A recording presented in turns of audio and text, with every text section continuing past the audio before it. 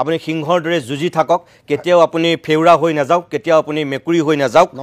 এনেকৈ আপুনি যুঁজি থাকক কংগ্ৰেছৰ ওচৰত আপুনি স্বাভিমানেৰে জীয়াই থাকক নেগুৰ পেলাই আত্মসমৰ্পণ কৰি আঁঠু কাঢ়ি পেলাই আপুনি নিজৰ আপুনি একদম মোৰ আসল একদম প্ৰাণৰ বাক্যটো কৈ দিলে প্ৰাণৰ বাক্যটো কৈ দিলে কিন্তু এই সময় আটাইতকৈ ভাল বিজেপিটো অনন্ত কাললৈ চৰকাৰ কৰি নাথাকে কংগ্ৰেছ যদি নিজে ঠিক ট্ৰেকত থাকে এদিন গৌৰৱ গগৈ মুখ্যমন্ত্ৰী হ'বই মই তেনেকৈ ভাবোঁ কিন্তু গৌৰৱ গগৈ জোখতকৈ বেছি আগতীয়াকৈ মুখ্যমন্ত্ৰী হ'বলৈ গৈ গোটেইখন মানে অংক জংকপংক কৰি পেলাইছে নেকি এটা ভূপেন বৰা লবি এটা গৌৰৱ গগৈ লবি কাজিয়াটো অলপ বেছি হৈছে যেটো কাৰণত মানে এতিয়া আপোনাৰ ধৰিলে আমাৰ এলায়েন্সটো ভাগি গ'ল হেতু কাৰণতে নহয় গৌৰৱ গগৈ নিজকে প্ৰজেক্ট কৰিব খুজিলে বিহালীত আৰু বিহালীত প্ৰজেক্ট কৰি তেওঁ সেই সুৰতে মানে একে সততে লৈ যাম বুলি ভাবিছিলে 26 লৈকে সকলোকে উৰুৱাই মানে তেওঁ লৈ যাম বুলি ভাবিছিলে সেই একদম মই মুখ্য চিফ মিনিষ্টাৰ আৰু সভাপতিৰ কেণ্ডিডেট হৈ যাম এনেকে বুলি ভাবি উৰুৱাই লৈ যাব খুজিছিলে হেতু কৰোতে আমাৰ গোটেই ঐক্যমঞ্চটো ভাগি থাকিলে এতিয়া সেই বিষয়বিলাকক লৈ কোনেও মানে হেৰি নকৰে সমালোচনা নকৰে সমালোচনা আমাক উল্টাই কৰে এতিয়া আমি যে সমালোচনা কৰিছো হেতু কাৰণে আৰু এটা কথা বতাহত খুবকৈ ওলাই আছে আপুনি শুনিছে নে নাই নাজানো নিশ্চিতভাৱে আপুনি শুনিছে আপুনি যে সংখ্যালঘু এলেকাবিলাকত যিমানবিলাক এতিয়া সভা কৰিছে মানুহে ভাবিছে যে আপোনাক বিজেপিয়ে স্পন্সৰ্ড কৰিছে আপুনি যিমানবিলাক তাত টকা পইচা খৰচ কৰিছে আপুনি ক'ৰ পৰা পালে ইমান টকা পইচা এইবিলাক শুনক যে বিজেপিয়ে এইখিনি আপোনাক সহায় কৰি আছে কাৰণ AIUDFৰ জেগাটো যেহেতু কংগ্ৰেছে বৰবাদ কৰি পেলালে গতিকে এতিয়া AIUDFৰ জেগাটো অখিল গগৈয়ে লৈ আওপকীয়াকৈ কংগ্ৰেছক বৰবাদ কৰিব আৰু বিজেপিক সহায় কৰিব আপুনি তেনেকুৱা ভূমিকাত অৱতীৰ্ণ হৈছে AIUDFৰ জায়গাটো কংগ্ৰেছে বৰবাদ কৰা নাই AIUDFৰ জায়গাটো বৰবাদ কৰাৰ ক্ষেত্ৰত কংগ্ৰেছৰ সমানে সমানে ৰাইজৰ দলৰ এটা ডাঙৰ ভূমিকা আছে আৰু আপুনি সেই জায়গাটো ল'ব বিচাৰিছে ডেফিনেটলি ল'ব খুজিম আমি কি এৰি দিব লাগিব নেকি আমি মুছলমান সংখ্যালঘু ৰাইজৰ ভোটটো কি এৰি দিব লাগিব নেকি কংগ্ৰেছক কি ঠিকা দি দিম নেকি নিদিয়ে ঠিকই আমিতো হুমাম নহয় জানো হুমালে কোনোবাই বেয়া পালে দিও আমি কিবা কৰিবলগীয়া আছে নেকি দ্বিতীয় কথা আপুনি মই যিমানখন মিটিং কৰিলো মই এটা কথা গ্যাৰান্টি দি ক'ব পাৰো মোৰ গাড়ীৰ তেলৰ বাহিৰে থকা খোৱা পৰ্যন্ত সেই অৰ্গানাইজাৰ বিলাকে দিছে 1 টকাও মিটিং এখনৰ কাৰণে 1 টকাও খৰচা কৰা নাই এটো আপুনি নিজৰ সাংবাদিক লগাই এবাৰ সুধি ল'ব পাৰে নহয় যদি এতিয়া আপুনি AIUDFৰ জেগাটো যদি আপুনি লৈ লয় তেনেহলে দেখোন আপোনাৰ আৰু কংগ্ৰেছৰ মাজতে যুদ্ধ হ'ব যেটো AIUDF কংগ্ৰেছৰ মাজত যুদ্ধ হৈছিল না মানে কেতিয়াও যুদ্ধ নহয় আমি একেলগে আজি আপুনি যদি আমি হেতু ঠাইত নহুমা আকৌ AIUDF আহিব নহলে বহুত মানুহ বিজেপিলে যাব ওৰে সংখ্যালঘুৰ এটা ভোট আমি লোৱাৰ ক্ষেত্ৰত কংগ্ৰেছৰ ইমান আপত্তি কিয় নে আমি গোটেই সংখ্যালঘুৰ ঠিকাটো তেওঁলোকক দি দিব লাগিব সংখ্যালঘুসকলৰ কাৰণে কংগ্ৰেছে এতিয়ালৈকে কি কৰিলে ইমান দিন 75 বছৰ যে শাসন কৰিলে সংখ্যালঘুসকলৰ কি সমস্যা সমাধান কৰিলে গতিকে মই এটা কথা বুজি নাপাওঁ যে আমি কোনোবা এটা ঠাইলৈ গ'লে যে জাপ মাৰি উঠে সেইটো তেওঁলোকৰ কি এনেকুৱা ধৰণৰ মানে পৈতৃক সম্পত্তি নেকি যে আমি তাত সোমাব নোৱাৰিম সাধাৰণ মানুহৰ কথা বাদ দিয়ক আপোনাৰ দলৰে আপোনাৰ এগৰাকী কৰ্মী তেওঁ নলবাৰী আপুনি জানেই মই কাৰ কথা কৈছো তেওঁ আপোনাৰ সন্দৰ্ভত ফেচবুকত বৰ বেলেগ ধৰণে কিছু কথা লিখিছে সাধাৰণ মানুহৰ মনতে যদি তেনেকুৱা প্ৰশ্নৰ উদয় হোৱাৰ উপৰি আপোনাৰ কৰ্মীৰ মাজত যদি তেনেকুৱা এটা সন্দেহৰ সৃষ্টি হয় তেনেহলে তো আপোনাৰ কাৰণে দুৰ্ভাগ্যজনক মানে মই এটা সৰু কাহিনী চমুকে কওঁ গোলাঘাটত হিৰেন গগৈ নামৰ এজন বুদ্ধিজীৱী আছে হিৰেন গগৈ 2006-7 চনত আমি এটা ৰিটেন কৰ্মকাৰ বুলি এজন মানুহক পুলিচে গুলিয়াই মাৰিছিলে চাহ বাগানৰ লাইনৰ ভিতৰত হেতুক লৈ আন্দোলন কৰিছিল আন্দোলন কৰোতে এদিন গোটেই চাহ বাগিচাৰ মানুহখিনিক লৈ আহিলো গোলাঘাট টাউনলৈ তাৰপিছত ডিসি ওলাই আহিলে মই ডিসিক গালি চালি পাৰি ভিতৰলৈ সোমাই দিলো মই ক'লো আপুনি এতিয়া নাহিব আমি যেতিয়া মাতিম তেতিয়া আহিব একদম মানে হিৰেন গগৈ একদম অস্থিৰ হৈ গ'লে এই তুমি নৈৰাজ্যবাদী বুলি সেইকাৰণে কওঁ ডিসি আকৌ আহিব নেকি তুমি কিয় ডিসিক পঠিয়াই দিলা মই কৈছো এতিয়া যদি ডিসি আহে এই চাহ শ্ৰমিকক মই এতিয়ালৈকে ভালকে অৰ্গানাইজ কৰিব পৰা নাই ফটককে উল্টা পুল্টা কথা কলে ডিসিকে মাৰি দিব গতিকে যেতিয়া মাতিম তেতিয়া আহিব মই তেতিয়া হিৰেন গগৈ কলে তোমাৰ কথা মতে আহিব নেকি ডিসি মই কৈছো 10 বাৰ আহিব অলপ ধৈৰ্য ধৰক আমি ইমান দিন আন্দোলন কৰি আছো জানো আমাৰ কি গাছ আছে তো এতিয়া কিছুমান মানুহ গাছ নথকা মানুহ থাকে হিৰেন গগৈ নিচিনা ভাবে যে প্ৰশাসনৰ মানুহ নাহে মানে প্ৰশাসনটো বহুত ডাঙৰ বস্তু এতিয়া কংগ্ৰেছটো বহুত ডাঙৰ বস্তু বুলি ভাবে আমি জানো যে কংগ্ৰেছ যদি ৰাইজৰ দলৰ লগত নাহে উজনি অসমত চাপা উজনি অসমত চাপা এটা সিটু নাপায় কংগ্ৰেছে গতিকে অতি স্পষ্ট কথা কংগ্ৰেছ আমাৰ লগত আহিব আৰু আমিও কংগ্ৰেছৰ লগত যাবই লাগিব যদি হে বিজেপিক আমি খৰুৱাব খোজো আৰু যদি বিজেপিৰ দালালি কৰিব খোজো তেতিয়া আমি কংগ্ৰেছৰ লগত যাব নোৱাৰিম গতিকে এটা কথা স্পষ্ট যে আমাৰ এলায়েন্স হ'ব আমি কংগ্ৰেছৰ লগত একেলগতে যাম কিন্তু এটো কথাও সত্য যে কংগ্ৰেছৰ ওচৰত সাৰেন্ডাৰ নকৰো ঠিক আছে মই অনুষ্ঠানটো শেষ কৰিছো মই একদম শেষ কথাটো আপোনাক কৈছো যে বিজেপিৰ হিতাধিকাৰীৰ পৰা ধৰি এই এডভান্টেজ আসামলৈকে যিটো এতিয়া তেওঁলোকে যাদু দেখুৱাইছে বা যিটো ডিচিপ্লিন তেওঁলোকে মেইনটেইন কৰি আছে বিসম্বাদ চিসম্বাদ নোহোৱাকৈ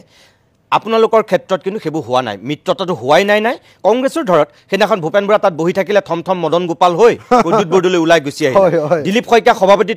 এজন বহি থকাৰ পিছত কোনোবা এজন তেনেকৈ সাংসদ দম্ভ মাৰি ওলাই আহিবলৈ কোনো দম নাই এতিয়া মোৰ কথা হ'ল যে আপোনালোক সেই পৰ্যায়তে আছে এতিয়াও আপোনালোক ক'ৰবাত মানে ক্লাবৰ নিচিনা মিটিং এখন কৰি আছে চাহ পানী ভাত খাই পেলাই ফূৰ্তি ফাৰ্তা কৰিছে তেনেকুৱাহে এটা পৰিৱেশ হৈ আছে তাৰপিছত অসমৰ মানুহে বিজেপিক ভোট নিদি কি খাই পেলাই আপোনালোকক চৰকাৰত বহুৱাই পেলাই এখন নতুন অসম নিৰ্মাণৰ সপোন দেখিব মই একদম খাটাং ক'ব পাৰোঁ যে বিজেপিক 2026 চনত অসমৰ মানুহে খেদিব প্ৰত্যেকজন মানুহ একেবাৰে খেতিয়কজনৰ পৰা একেবাৰে হাজিৰা কৰা মানুহজনৰ পৰা ব্যৱসায়ীজনৰ পৰা প্ৰত্যেকজন মানুহে অসন্তুষ্ট হিমন্ত বিশ্ব শৰ্মাই এইটো ক্লিয়াৰলি কৈ দিছে যে কোনো চৰকাৰী কৰ্মচাৰীয়ে আমাক ভোট নিদিয়ে কেলে চৰকাৰী কৰ্মচাৰীবিলাক শিক্ষিত তেওঁলোক জনাশুনা মানুহ জানে যে এওঁ কোনফালে আমাৰ অসমখনক লৈ গৈছে গতিকে আজিৰ দিনটোত আপুনি আচৰিত পাব মই আচৰিত পাওঁ মই আন্দোলনৰ সময়ত মানে বহুত মানুহৰ মাজলৈ যাওঁ কিন্তু এতিয়া উজনি অসম বা নামনি অসম মধ্য অসম বা বৰাক উপত্যকা যলৈকে যাওঁ যিমান মৰম পাইছোঁ এনেকুৱা মৰম ক'তো পোৱা নাই এইটো কেৱল বিজেপিৰ বিৰুদ্ধে হিমন্ত বিশ্ব শৰ্মাৰ বিৰুদ্ধে থকা মানুহৰ ক্ষোভৰ কাৰণে হৈছে মই 100% খাটাং 2026 চনত বিজেপিক হৰুৱাম হিমন্ত বিশ্ব শৰ্মাক কন্দুৱাম আৰু হিমন্ত বিশ্ব শৰ্মাক জেলত দিম আপুনি শিৱসাগৰতে আকৌ ইলেকশ্যন খেলিব শিৱসাগৰতে খেলিম ৰীতা চৌধুৰীক আপুনি এতিয়াও শ্ৰদ্ধা কৰে ডেফিনেটলি কৰোঁ মোৰ বাইদেউ মোৰ টিচাৰ হীৰেণ গোহাঁই যেনেকৈ আপোনাৰ বিৰোধিতা কৰিছে ৰীতা বাইদেউ অলপতে ফেচবুকত মানে গোহাঁই ছাৰৰ কথাটো কৈ দিওঁ 2021 চনত তেখেতৰ লগত সংঘাত হৈছিলে যে তেখেতে AIDF-ক ছাপোৰ্ট কৰিছিলে আমি কৰা নাছিলোঁ এইবাৰ ছাৰে কংগ্ৰেছক বেছিকৈ ওপৰলৈ তুলিব খুজিছে আমি কৈছোঁ যে ছাৰ নহয় আমাক সমান অধিকাৰ দিব লাগিব এইটোৱে সংঘাত তাৰ বাহিৰে ছাৰৰ লগত কোনো সংঘাত নাই আমাৰ আমাৰ মানে এই যিটো আমাৰ দলগতৰ যিটো প্ৰশ্ন যে কংগ্ৰেছৰ ওচৰত আমি চাৰেণ্ডাৰ কৰি নহয় আমি অতুল বৰা হৈ নহয় কাখন গ্ৰহণ কৰি চহী দি আহি নহয় আমি দিল্লীৰ ওচৰত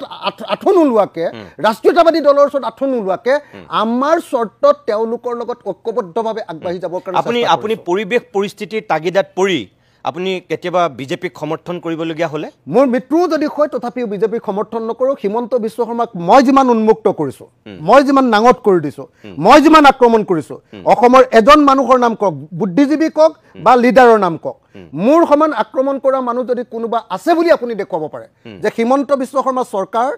যিমানবিলাক ইছ্যু উলিয়াইছোঁ এইটো নিজে কিয় ইমান ঢোল পিটিছে ৰাইজে বিচাৰ কৰিব নহয় কিন্তু মানে মানুহবিলাকে এতিয়া এনেকুৱাকৈ দেখুৱাই আছে যে অখিল গগৈ হিমন্ত বিশ্ব শৰ্মাৰ লগত আৰু বাকীবিলাক একদম বিৰাট হিমন্ত বিশ্ব শৰ্মা বিৰোধী কোন এজন বুদ্ধিজীৱীৰ নাম কওকচোন যিজনে হিমন্ত বিশ্ব শৰ্মাৰ এটা কেলেংকাৰী উলিয়াই সমাজত প্ৰতিষ্ঠা কৰিছে এটা ইছ্যু উলিয়াই সমাজত প্ৰতিষ্ঠা কৰিছে যে এইটো ইছ্যুৰ কাৰণে বিজেপিক ভোট দিব নালাগে এইটোতো আমি কৰি আছো আপোনাক বিধানসভালৈ বিধানসভাত সেই যে কৰি আছো সেই কামটো তেওঁলোকে নেদেখে নেদেখি কি কৰে এতিয়া কংগ্ৰেছৰ লগত যিহেতু এটা আদৰ্শগত সংঘাত চলি আছে এইটো মানে একাধিপত্যৰ সংঘাত তেওঁলোকে একাধিপত্য ল'ব কৈছে আমি কৈছোঁ যে সমানতাৰ কিন্তু ইমান বিধানসভাত সাত নেউলৰ যুদ্ধ হোৱাৰ পিছত গাড়ীৰ পৰা নামি মুখ্যমন্ত্ৰী আকৌ আপোনাক সাৱটি ধৰি পেলাই আপোনাৰ লগত এইটো মানে সাৱটি ধৰা নাই হেণ্ডশ্বেক কৰিছে কিন্তু এইটো ৰাজনৈতিক সৌজন্য আৰু সেই সৌজন্যটো মানে আমাৰ অসমত সেইটো প্ৰব্লেম যে সেই ষ্টেণ্ডাৰ্ডটো এতিয়ালৈকে মানুহে পোৱাগৈ নাই ভাল কৰিছে মানুহে মানে এনেকৈ যেতিয়া শত্ৰুৱে মানে কি হয় নাই মইতো বেয়া কৈছে বুলি কোৱা নাই নহয় মই কৈছোঁ যে সেইখিনি সৌজন্যতাক মুখ্যমন্ত্ৰীয়ে দেখুৱাইছে আপুনি ইমান বেয়াকৈ কোৱাৰ পিছতো মানে আলেকজেণ্ডাৰে কিন্তু সন্মান কৰিছিলে ঠিক আছে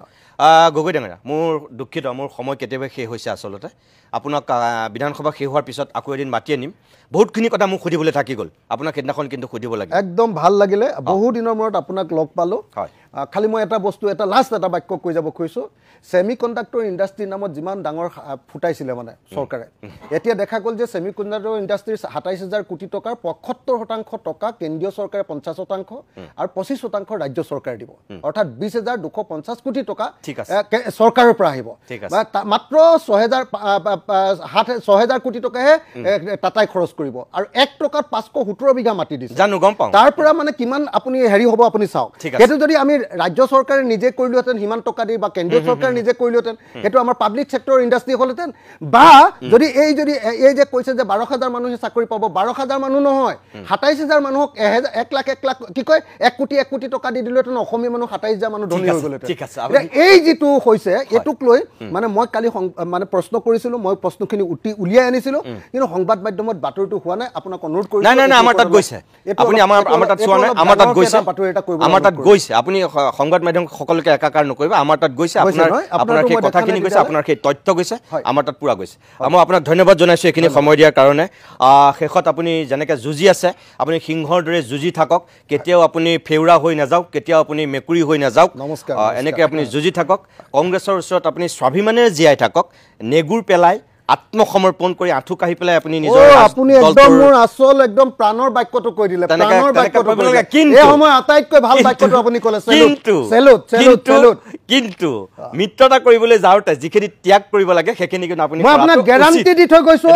গ্যাৰান্টি দি থৈ গৈছো মিত্ৰতা হ'ব আৰু বিজেপি পৰাভূত কৰিম আপুনি হৰুৱাব বিচাৰিছে বিজেপি পৰাভূত কৰিম আপুনি মিত্ৰতা হ'ব মিত্ৰতা হ'ব আপোনাক প্ৰতিশ্ৰুতি দি গৈছো কোনো সংঘাত নহয় খালি এই যেটো সময় সংঘাত হৈছে এটোকে আপোনালোকে খালি ভুল নুবুজিব কিন্তু মই আপোনাক হেতুকে কলো যে আপুনি এৰা ধৰা ত্যাগ আপুনি দেখুৱাব পাৰিব লাগিব হয় ধন্যবাদ আজি অভিমত ইমানতে আমি